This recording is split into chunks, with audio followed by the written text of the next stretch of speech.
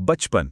और बचपन के खिलौने सबको याद होंगे, है ना? वो खिलौने जो हमारे सबसे पक्के दोस्त होते थे।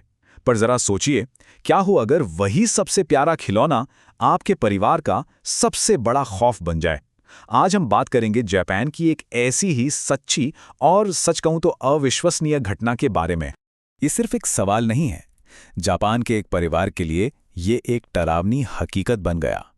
एक ऐसी हकीकत जिसने उनकी जिंदगी हमेशा हमेशा के लिए बदल कर रख दी। तो चलिए कहानी की शुरुआत करते हैं। बात है साल 1918 की, जगह है जापान, और हमारी कहानी के जो मुख्य किरदार हैं वो हैं 17 साल का इकिची सुजुकी और उसकी प्यारी सी छोटी बहन किकुको। किकुको बस 4 साल की होने वाली थी, बहुत छोटी, बहुत मासूम। और उस उम्र में क्या होता है, एक छोटे से खिलौने में ही पूरी दुनिया सिमट जाती है ना। अब दिक्कत ये थी कि उनका परिवार बहुत गरीब था। पिता मजदूरी करते, माँ घर पर सिलाई का काम। किकुको ने अपने भाई से एक गुड़िया मांगी थी, लेकिन घर में इतने पैसे कहाँ थे। पर इकिची वो अपनी बहन से बहुत प्यार करता था। उसकी उदासी उससे देखी नहीं जा रही थी। इकिची ने 1 महीने तक पैसे बचाए और अपनी बहन के लिए वो तोहफा खरीदने बाजार पहुंच गया। वहीं एक दुकान की खिड़की पर उसे वो गुड़िया दिखी। ये कोई आम गुड़िया नहीं थी, बिल्कुल नहीं। उसके चेहरे पर एक अजीब सी शांति थी, लेकिन उसकी आंखें बहुत गहरी थीं। ऐसा लगता था मानो वो सब कुछ देख सकती हैं। जब किकुको को जन्मदिन पर वो गुड़िया मिली तो उसकी खुशी का कोई ठिकाना नहीं रहा। वो खुशी से झूम उठी। उसने फौरन अपनी गुड़िया का नाम रखा ओकिकू, और बस वो किकू उसकी सबसे अच्छी दोस्त बन गई। वो खाती भी उसके साथ थी, खेलती भी उसके साथ थी और रात को उसे अपने साथ ही सुलाती थी। लेकिन ये खुशी ज्यादा दिन नहीं टिक पाई। कहानी का जो माहौल अभी तक इतना प्यारा था, वो अब एक दिल दहला देने वाली त्रासदी में बदलने वाला था। बस 1 साल बाद किकुको को मलेरिया हो गया और कुछ ही दिनों में उस बच्ची की मौत हो गई। अपनी आखिरी सांस तक उसने अपनी प्यारी ओकिकू गुड़िया को सीने से लगाए रखा।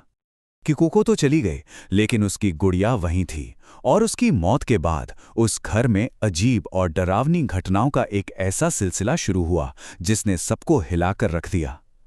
कहानी का असली खौफ अब शुरू होता है।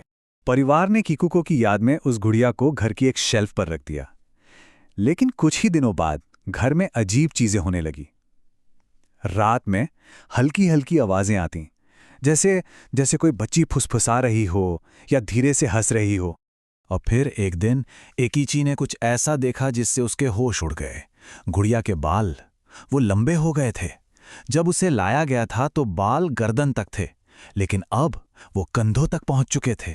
सिर्फ इतना ही नहीं, वो बाल अब बनावटी नहीं बल्कि असली इंसानी बालों जैसे लग रहे थे, भूरे रंग के, जिनके सिरे भी 2 मुंह थे।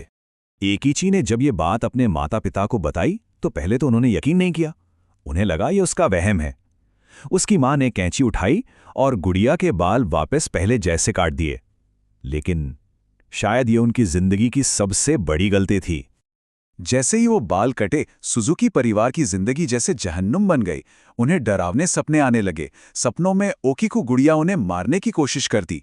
एक रात तो हद हो गई। जब मां की नींद खुली तो उन्होंने देखा कि गुड़िया उनकी छाती पर बैठी है। इकिची ने अपनी आंखों से गुड़िया को सिर घुमाते और पलकें झपकाते देखा।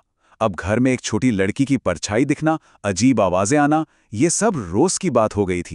और ये डर का माहौल कोई कुछ दिन या महीने नहीं चला, बल्कि सालों साल चलता रहा। चलिए देखते हैं कि आगे क्या हुआ। पूरे 20 साल, सोचिए, 20 साल तक सुजुकी परिवार ने इस खौफ को झेला। और खास तौर पर हर साल जब किकुको के जन्मदिन का वक्त आता, ये डरावनी घटनाएं और भी ज्यादा बढ़ जाती थीं। एक दिन परिवार ने हिम्मत करके फैसला किया कि अब इस गुड़िया से छुटकारा पाना ही होगा।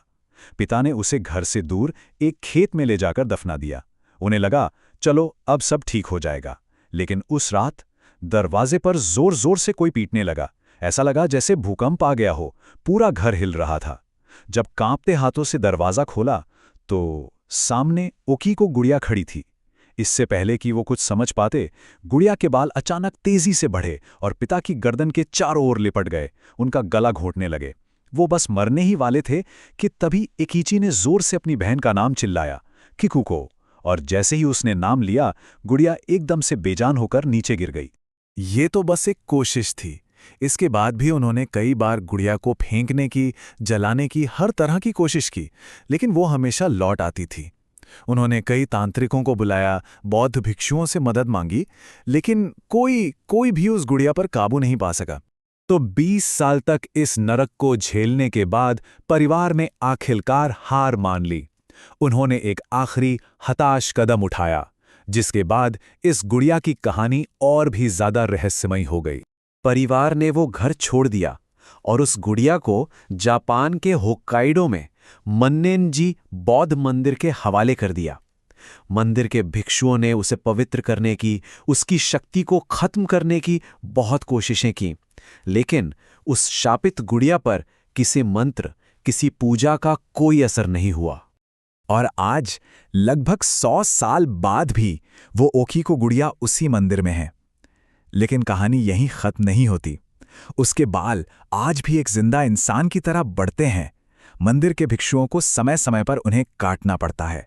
उस गुड़िया की तस्वीर खींचना सख्त मना है, और सबसे खौफनाक बात, समय के साथ उसका मुंह धीरे धीरे खुल रहा है, और लोगों ने देखा है कि उसके मुंह के अंदर छोटे छोटे इंसानी दांत उग रहे हैं।